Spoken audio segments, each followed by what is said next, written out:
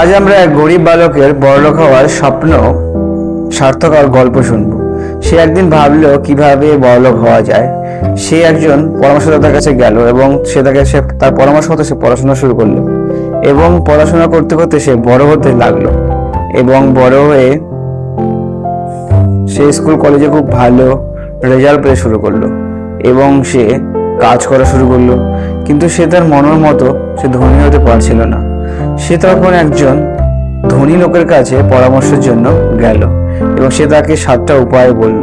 প্রথম হচ্ছে ইনকাম বাড়ানো, সেকেন্ড হচ্ছে খরচ কমানো, থার্ড হচ্ছে তার টাকা বাড়ানো, ফোর্থ হচ্ছে টাকা রক্ষা করা, ফিফথ হচ্ছে ভালো জায়গায় ইনভেস্ট করা, সিক্সথ হচ্ছে একটা ফিউচারের ইনকাম নিশ্চিত করা এবং সেভেন্থ হচ্ছে আরো শেখা কিভাবে ইনকাম বাড়ানো যায়। সেইভাবে একজন ধনী যুবকে পরিণত হলো এবং সে তার সমাজের মধ্যে সেই জ্ঞান বিলিয়ে দিতে